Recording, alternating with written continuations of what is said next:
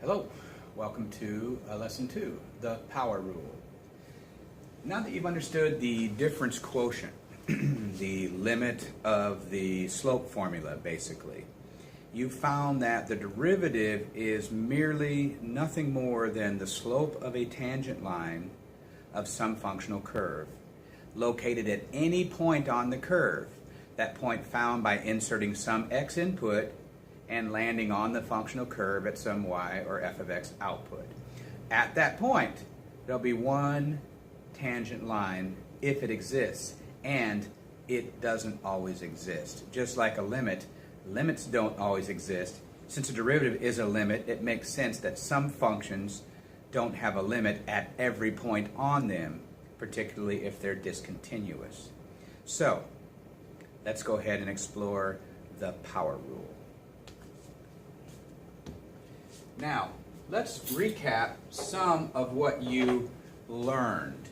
You did the derivative of y with respect to x for x to the 1. You did the derivative of y with respect to x for x to the 2. You also did the derivative of y with respect to x in the worksheet for x to the 3rd. When you did those things, you found some answers if you did the process correctly, which I believe you probably did. You found this to be some constant, right? And that constant is some constant x to the 0, right? Because there's no x behind it, right? So when there's no x behind it, that means it's x to the 0. Any polynomial you had, like quadratics, you have so many x squared. You have ax squared plus bx plus c. It's really ax squared plus bx to the first plus cx to the 0. X to the 0, any number that's not 0, any number to the 0 is 1, so that c times 1 is itself c. So this is a constant, but it's only a constant because x goes to the 0. Next, you found when you did this, you got some value. In this case, that c would be 1. So let's just assume these are all 1, but they could be any constant in front. So that is 1 x to the 1. And we don't always write x to the 1, but we got that, right? We did it in our example. We got, what was it, the derivative of 4x became 4. So the derivative of 1x became 1. Derivative of x squared became, no, not x to the 1, was it? Oh, my mistake. Was 2x to the 1, wasn't it? Let's not get ahead of ourselves. So 2x to the 1. There's that next mistake. Dr. Taylor makes them, so do you. It's okay. So then when we did the next one, we found the derivative to be 3x to the 2. And I know that we had more to do, but I'm just wondering, and I asked you in the last lesson if you saw a pattern. And now I'm asking you to unfold that pattern you think you see. So take a second, look at that pattern. I'd like you to predict what would the derivative of y with respect to x of x to the 4th be. And I'll let you think about that.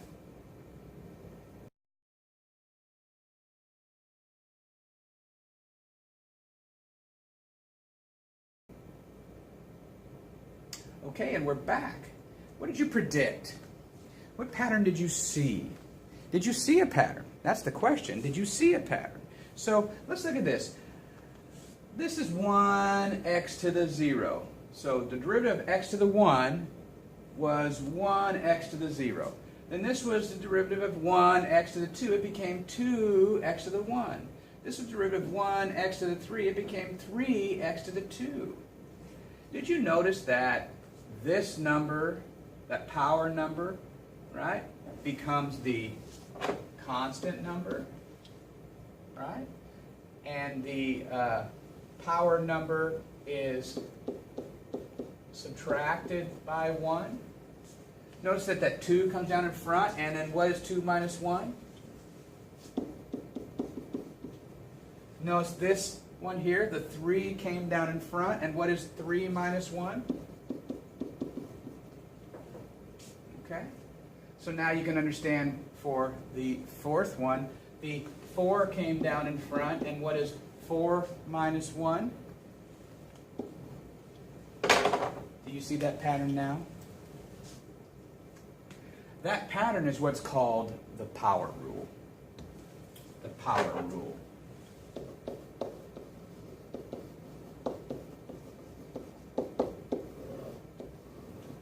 And what the power rule says is if I have the derivative with respect to x of some function, okay, whatever it is, let me go do that function ax to the n, all right? So a is a constant, n is a constant, and x is the variable because it's derivative with respect to x. That's why we're looking at it in that format. When I do that, the pattern is the ax to the n part, right? That's my root of it all. It's still there. But the rule says bring the n down in front, yes, and multiply it times the constant. Now in all of our patterns, the constant was 1.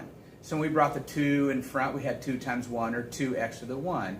Or when we brought for x third, we brought the 3 down in front, it was 3 times 1, x to the second.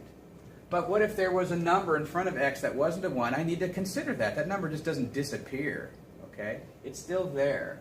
And then we took and we subtracted 1, right? So you can think of it as step 1 was bring the constant down, and step 2 was subtract, or I'm sorry, step 1 was bring the exponent down. It's still a constant, but bring the exponent down, and step 2 is subtract 1 from the exponent. And I get a new value, right? So if I look at it that way, I end up with a rule that is n(a)x to the n minus 1. So the derivative of ax to the n is n times a x to the n minus 1. Okay? Bring the exponent down in front, multiply it by whatever constant exists there, it doesn't disappear, and then subtract 1 from that exponent to get the new exponent for the derivative. If you notice in the pattern, every time I took a derivative, the exponential value went down by 1.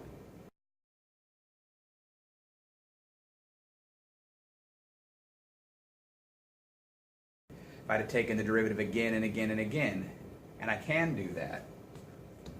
So let's say I had take the derivative of 3x to the third. Okay? Let's have you do that one together. Okay, welcome back.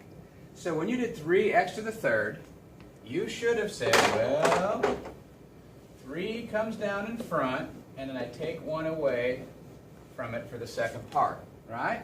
So that's going to be 3 times 3, x to the 3 minus 1. Now I know you probably did that in your head, but I want to show the steps for this. This is the lesson part, right? So 3 times 3 is, of course, 9. And x to the 3 minus 1 will be x to the 2, right? See that? Now, so notice that I had a 3, it became a 2. Fair enough? Let's take the derivative again. Let's take the derivative a second time. This would be called a second derivative of this function. It's the first derivative of that one. And this is how our higher order derivatives go. We'll do more with that, but that's all it is. It's just do it again. That's all. It's an iteration is what it's called. Do the same thing again and again and again. It's called an iteration. So now, it's going to be 2 times 9, yes? X to the 2 minus 1, which is to the 1, which I could show, but I don't have to show. It's implied. It's there. 2, that's 18x to the 1, right? Yeah? So you can see that that's now 1 less than that was, which is 1 less than that was. That pattern remains. So let's look at the next. This would be the third derivative of that one, the second derivative of this one, or the first derivative of 18x. That's a little... I could put in parentheses. I mean, you don't really need to. They're implied. But, you know, sometimes when you have a complex expression, taking derivative, you need them. When I have a single monomial expression, I really don't. But there they are anyway. So what would this be? Well, it would be 1 times 18, wouldn't it? And 1 minus 1 is 0. And there's that part I was talking about. Proving that the derivative of a x to the 1 gives me a constant. Okay? That's one of those memorization things you want to have. But if you forget, you just do the derivative rule. Okay? So it's not the end of the world. People will try to, well, what's the easy way to do it? And then they'll remember it. Right? And then they'll forget it and they won't remember how to get it, so then they just can't get an answer on a test or a quiz and they get an F or they get a 0 for that question. It's probably better than an F. You get a 0 for that question if you can't do anything. All right, so we want to keep that in mind. So the derivative of 18x is 18. Let's go ahead and take a fourth derivative of that, or the first derivative of 18. Remember that that is really x to the 0, isn't it? That's really what it is, right? This, it's still there. I'm thinking of it, right? And why do I care about that? Why is that important to me now? Because when I multiply by the exponent, what's 18 times 0 going to be? That's right, 18 times 0 is going to be 0. And 0 minus 1 is going to be x to the negative 1. But I don't care about that, because what's 0 times anything? You got it. It's 0. So we've just proved some fundamental rules about the derivatives, particularly in power rule. Right? The derivative of a constant is 0. We've shown it. We've proven it. We could do it with a dozen other constants. We could do it with c, and we did that in the last lesson. The derivative of any coefficient of x to the first power is that coefficient, because x to the first becomes x to the 0, which is a 1, and so derivative of x to the first is a constant. The derivative of a constant is 0. Two very important rules. The derivative of x to the first is a constant. The derivative of a constant is 0. But all of them can be done if you use the power rule. The power rule is the exponent times the coefficient. X to the old exponent minus 1 gives you the new exponent. Okay? That's in words, in mathematical language, and in numerical examples. So that should get you through what you need to do. So let's flip the page and do a few together just to wrap this lesson up. That's really the lesson. Okay? So let's just do a couple. Let's look at the derivatives of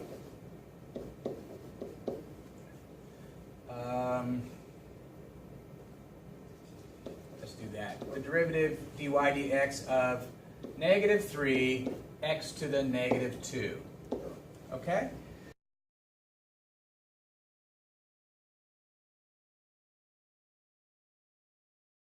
So now we've got a negative coefficient, a non-1 coefficient, and a negative exponent. Okay, so we've complicated it up about as much as we can with the power rule. Okay, that's about it. So the derivative rule says I multiply this times that. So what's the opposite of negative? Positive.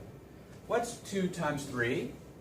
6. So my new coefficient, I should say, is 6. What's the input variable? X. And now I want to take 1 away from the... So is that negative 1? I hope you said no. Don't go flash banging through these real quick because it's just multiply and subtract 1. Negative 2 minus 1 is negative 3. Yes, indeedy. Negative 3. Now I'm going to say, if I ask you this, that's a good answer, but if I didn't want negative exponents, how would I rewrite this in an equivalent form? You think about it. Okay, welcome back, and I hope you thought of it. Remembering that every whole number is a fraction over 1, right? Which means that this could get flipped down, right? X to the negative 3, when it flips down, becomes x to the positive 3. So it's now on the bottom, but what's still on the top? That's right, the 6 is. So an equivalent form to this is 6 over x cubed. Same answer. Back of the book, never know what it'll be. You should be able to recognize the equivalency of that. That's important for you to study those exponential rules. Again, we keep coming back to the fundamentals of algebra. Yo quiero Taco Bell? Right, if you know a few words of Spanish, you know what that means. If you watch the little Chihuahua Taco Bell commercial, of course, for some of you, it might have been before you were born.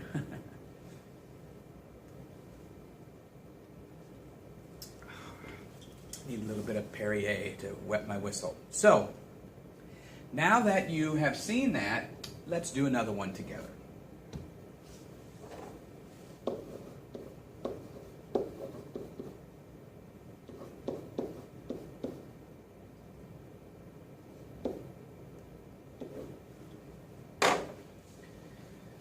Give it a shot.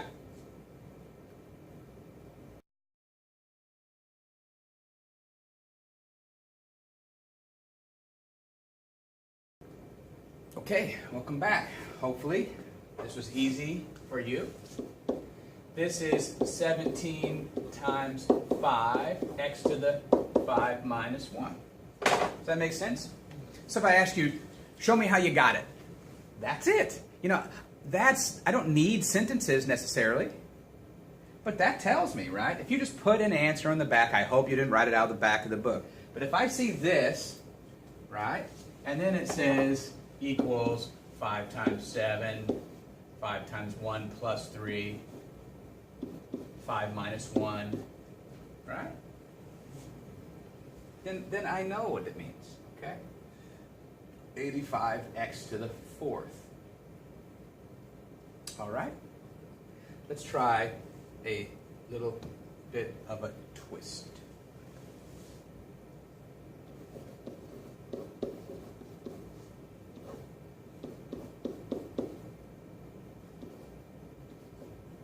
Well, that's horrible. Alignment's just a little off on this board, so let me do this. Okay. How do you do that?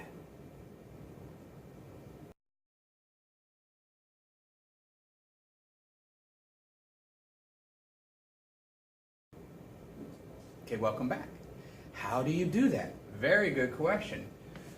If I leave it as it is and I start trying to do the power rule, it's going to mess with me. All right, it's going to mess with me, and I'll show you why in a second. What I need to do is have enough understanding to say that there needs a rewrite.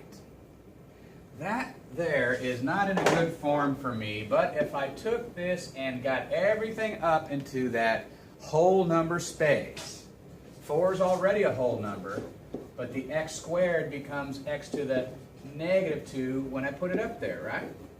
There, that board is really messing with me. Now I can take the derivative, right? Now I can say, oh, negative 2 times 4, x to the negative 2 minus 1. The minus 1 part is the derivative, right? This becomes negative 8 x to the what? Negative 3, right? Nice. So now I don't want to leave that there, and here's why. I want to adhere to the form of my question. The form of my question has negative exponents in it. Fine, I can give my answer in positive and negative exponents. The form of my question has my exponent expressed as a ratio rather than a negative. Then I need to respect that and express it properly by putting it back where it belongs to give me this final answer. Now notice, let's move this thing out of the way here, get rid of it. if I look at this and that, can you see what happened? Look, is 4 times 2 8? Absolutely. But this 2 was on bottom, so when it went to the top, it became negative, right? And what's 2 plus, but then 2 minus 1 is not 3, is it? So if you try to do it algorithmically in your head to save yourself one simple step, which is going to reinforce the notions you should really understand fully anyway, you're going to end up not reinforcing those notions, getting this one wrong, and thinking you got it all right, and doing a whole bunch of problems incorrectly, just to find out the grade was very disappointing. And now you're confused because you don't quite understand exactly what you should be doing and why it wasn't working. Don't try to make a lazy algorithmic methodology to not flip. Flip it, fix it, flip it back. That's the way you should do it. Don't be silly trying to make it so much less work that it becomes more convoluted and less understandable. That's really a bad plan, okay? So let's try to avoid that. All right, let me give you something that's really going to put a twist on it, okay?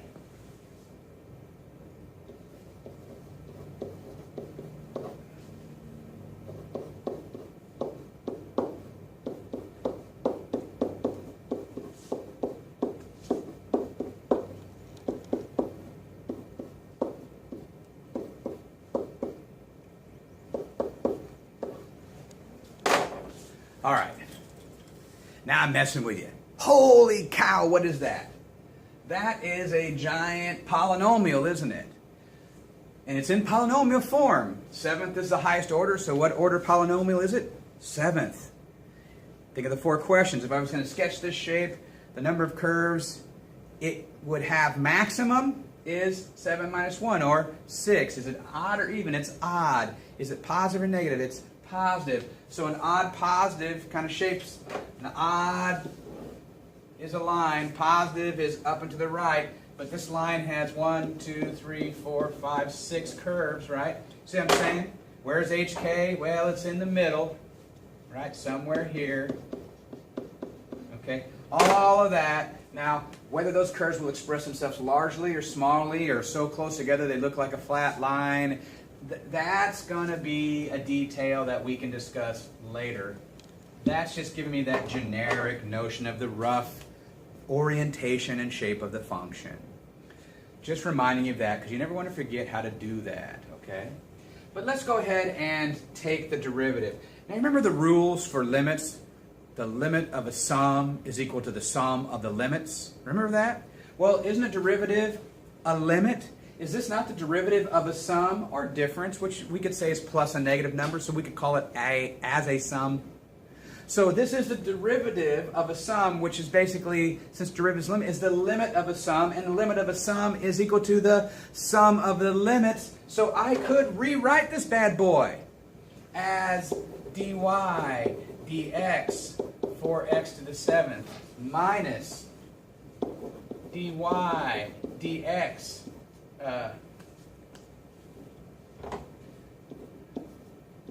3x to the 5th plus dy dx 2x to the 4th minus, I think you're getting the gist, yes? dy dx 7x cubed plus dy dx 3x squared minus dy dx of x plus dy dx of pi. Yes? I can do that. Because that's what the property of limits tells me I can do. The same way the property of exponents tells me I can flip that down and it becomes x to the negative 7th. I know it because it's been proven, and then I can accept it and utilize it. Now, there's other limits laws or properties, and one of them is the derivative, or the limit of a constant is the constant itself, right? And the limit of a product is equal to the product of the limits. So I could, and I don't want to belabor this too hard, because I'm making this longer than it needs to be, but I could write this dy dx of 4 times dy dx of x to the 7th. I can write this as negative dy dx of 3 times to write. You see what I'm saying? I can break them apart. But what I'm really wanting to show you is dy dx of 4 is 4. dy dx of 3 is 3. dy dx of 2 is 2, etc., etc., etc. So what I could do is I could basically say, well, those can just pop out in front, because when I take their derivatives, or not dy dx, the limit of, right? I can just, there it is. So I can say 4 dy dx of x to the 7th minus 3 dy dx of x to the 5th plus 4 dy dx of x to the 4th minus 7 dy dx of x to the 3rd plus 3, come over here so the camera doesn't keep panning, dy dx x to the squared minus 1 dy dx x to the 1 plus the derivative of pi. What is pi? 3.14159268, whatever. It's a constant. What's the derivative of a constant? Behind there is x to the 0, right? So I could say pi dy dx x to the 0, but I'm just going to say, since that's a constant, its derivative is 0 because of that x to the 0 that we discussed earlier.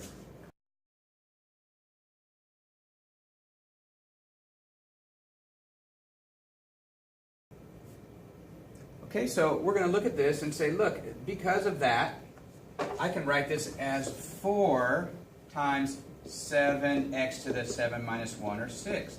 That 3 is still there, minus 3 times 5x to the 5 minus 1, which is 4, plus that 4, which is there, times 4x to the 4 minus 1, which is 3, minus that 7, which is already there, times 3x to the 3 minus 1, plus, step over here, 2 x to the 2 minus 1, which is x to the 1. I don't have to show the 1, but there it is. And finally, minus, how many of those is there? 1 of them, times x to the 1. X to the 1 is 1, x to the 1 minus 1, 0, and then plus 0, right? Well, I know we don't need that 0, but I want to show it's there, and x to the 0 is, of course, just 1, right? So negative 1 times 1 is going to become a negative 1, right? So those are fixed constant values.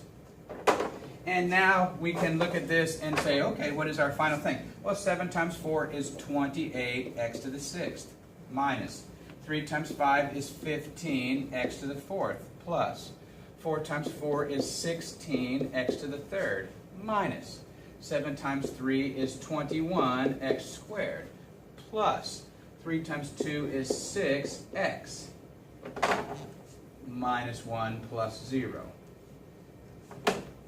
Okay? So clearly my answer is this. This is the derivative of that polynomial.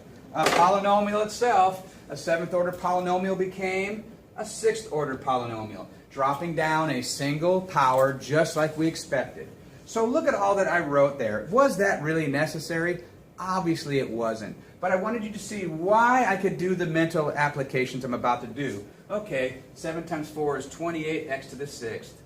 5 times negative 3 is negative 15x to the 4th. 4 times 2 is, oh, that should have been 8. Where's my 2 there? Did I make a mistake when I transferred this down? I think I did. Well, nevertheless, see, I got it as a 4 instead of a 2. So that should have been a 2. Let's fix that. That should have been a 2. That should have been a 2. So that would be an 8. It's not the end of the world. This is exactly how you do it in your homework. All right? If you find a mistake, you fix the mistake. It's not the end of the world.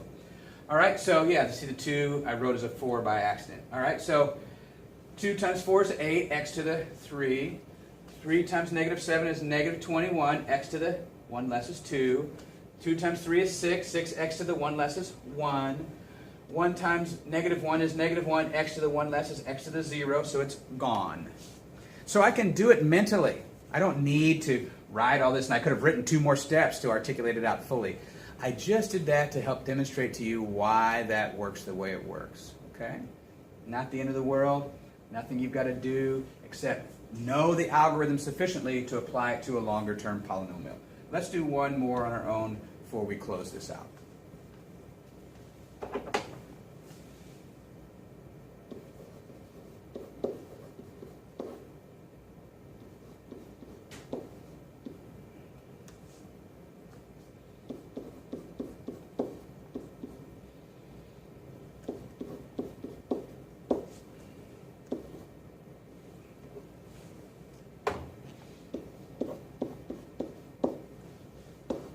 Okay?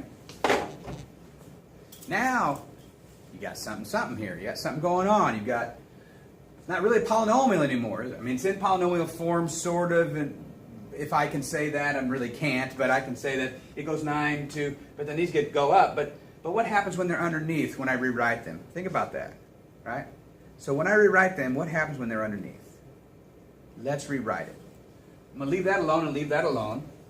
All right, so 7x to the 9th minus 14x squared is all good. This x squared should go up. So that becomes not minus, right? It becomes plus x to the negative 2, right? The sign change is on the exponent only, not on the actual monomial or the term. Remember that. It's a very easy mistake to make for some people. So this is still minus, but this 5 goes up and becomes x to the what? That's right, negative 5. So it's 3 minus 3, x to the negative 5, okay? Mind you, I'm still taking the derivative of y with respect to x. I'm still doing dy dx, okay? Now I can do it. What's 9 times 7? I'm going to give you some tricks for 9s. You should know your multiplication tables, but you've got a calculator. Don't grab it all the time. Have some mental tricks. Tricks for 9s is the digits of the 9s when I go 0 through 10. 9 times 1, 9 times 2, 9 times 3, I should say, from 1 through 10. The digits of the product add up to 9. And what happens is the first number is always 1 less than the number I multiply. So 9 times 7, it starts with a 6. 6 plus what is 9? 3. So 9 times 7 is 63. If I would have done 9 times 5, 1 less than 5 is 4. 4 plus what is 9? 45, right? 9 times 5 is 45. So that's the tricks for 9s. If you're, because 9 times 7 and 8 times 7 and, you know, there's those ones in the middle that people always get confused with 56s and 63s. Well, if you can remember the 9s trick, then by process of elimination, you know what the other ones are. There's other tricks. So this is 63 what? Yes, let's not forget that this has to have 1 taken away. So 63x to the 8th minus 14, double 14, you should be able to do that, 28. X to the 2 minus 1 is x. I'm not going to put the 1 there anymore because we're big. We're grown. We're past algebra. Now, what about this? This is negative 2 times positive. Now, because I take the derivative and I have a product to do, that does change the sign, but it's only because I'm taking the derivative. So that's negative 2. X to the negative 2 minus 1 is negative 3, right? Be careful. Not to the negative 1. Be careful. That's why I write the minus 1, minus 1, minus. I do that for a while. Now I don't anymore. But when I was beginning, I did it. I did it for the homework for quite some time until I realized I wasn't going to forget that anymore. By writing minus 1, I'm thinking minus 1, so I'm thinking about those signs and not just quickly assessing it as a subtraction problem. It's not a subtraction problem. There's no such thing. We're going to call it combining. We're combining numbers. We're not adding them or subtracting. When I combine a negative 2 and a negative 1, I end up out there at negative 3. It's not subtraction. So this times that, what's the opposite of negative? It is positive. Again, I don't think about the algorithm, oh, negative times negative is positive. You can remember that, but if I know negative means the opposite of, I wouldn't say the opposite of the opposite of, because that's silly. There's 2 signs. The first one is the opposite. What's the opposite of negative? Positive. Algorithm complete. 5 times 3, 15. X to the negative 5 minus 1 is negative 6. Okay? Is it in final form? Could be. It's in the equivalent state of what I'd prefer the final form to look like. What do you think the final form should look like? Are there any negative exponents in this original one? No. What did we do here? So that little arrow reminds me what I did. And if I did it, when I'm done with my answer, I want to undo it. So now I'm going to undo that. All right? And my final answer will be 63x to the 8th minus 28x minus 2 over x cubed plus 15 over x to the 6th. Final form in its proper form, I believe, at least as to how I seem to see the pattern of the book and the AP tests, I don't know, protocols, I guess the best way to say it. All right? So that's that. I just want to look at a couple of functional shapes to remind you that not, remember I said before, and the last lesson was so long I didn't put it on the end of it, but I'm going to put it here. I want to remind you that not all functions have a derivative. Oh, that is horrible. So let me write that a little nicer. This board's really not very aligned. I mean, look at how far over that is. Not all functions have a derivative. Okay? Now, I'm not going to do every one of them, but let's just look at a function. Let's look at this function. Here's a function. Whee! Anywhere along this continuous function, I could think of there's tangent lines, right? There's tangent lines there. There's tangent lines there. There's tangent lines there. So at any point, anywhere along here, I can find the slope of that line. So a standard polynomial function that's continuous has a derivative all across its range, or domain, which is all real numbers, unless I define an interval even then. But what if I had a function that looked like this?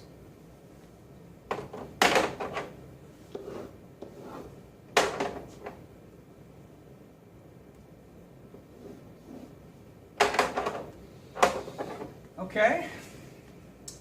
Some of you might recognize that. It's not a parabola. It comes to a point. And that is an absolute value function. This board is really not very good. All right. So it's an absolute value function, right? So what I can see is, look, if I imagine, do I have a derivative here? Well, yeah, because I could be parallel to a flat line. And could I have a derivative here going that way? Yeah. But right here, where's the derivative? Where's the tangent point of a point? There isn't any. Remember on the polynomial function, right? You had smooth curves and those tangent lines smoothly went like I was riding a roller coaster with a 2x4 on my shoulders. It smoothly went around, up and down. But if I'm going straight down, and then next is straight up, right? There's no smooth transition. So right here, no derivative exists. Boy, I'm having a hard time with this today. Exists. No derivative exists. Is there a limit, though? Is there? Let's say this point is over 1, 2, 3, and up 1. This point is 3, 1. When I'm approaching from the left, am I approaching output of 1? Absolutely. When I approach from the right, am I approaching the output of 1? Absolutely. So the limit of this function is 1, but it does not have a derivative. There's no tangent line at the input 3, 1. Okay? Input 3, output 1. That's an example of one. That's an absolute value function. Y equals the absolute value of, you could actually do it x minus 3, right? If you wanted to write that. This moved over 3, right? And we know that when it comes out as its opposite. So y equals x minus 3, because I moved positive 3. That would be in parentheses, right? But in this case, it's not parentheses, it's absolute value bars. Okay? But did it only move over 3? No, it also moved up 1. Remember, k is as is. So that looks like y equals a, x times a, x minus h to the n plus 1. Looks very much like that form. And you can assess it in very much the same way. Okay? So this function has a limit across all real numbers for its domain, but does not have a derivative across all real numbers for its domain, particularly at this spot where this becomes a 0. Where y equals 1, there is a limit but no derivative. All right, let's look at one more just to kind of get you to see that. Maybe two. So let's look at this function.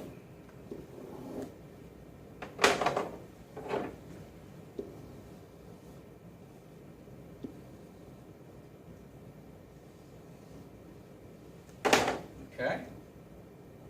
So I can see that when I'm looking at this, I got a derivative, I'm going along, everything's cool, and I get here and I don't know what to do.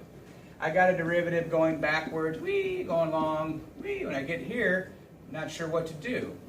These points here, right, at the discontinuity, where then I have a limit value to the left and the right, but no common single limit because it's a jump discontinuity, right? I'm also going to struggle to find a derivative at that point, okay?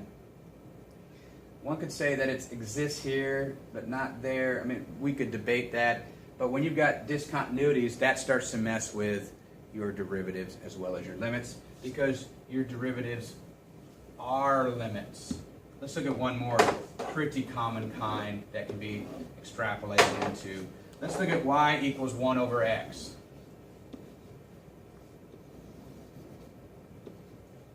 Okay, y equals 1 over x. So this function, its hk is 0, 0, but it doesn't have a point value at 0, 0, right? So when I look at this, as I approach x equals 0, approaching x equals 0 from the left, I get bigger, bigger, bigger, bigger, bigger, bigger, bigger, bigger, bigger. I'm going to infinity, right? But as I approach x equals 0, that was from the right, I should say. When I approach it from the right, I go bigger, bigger, bigger, bigger, bigger, bigger to infinity. When I approach it from the left, I end up going smaller, smaller, smaller to negative infinity. So this has no limit, right? There's no limit at 0.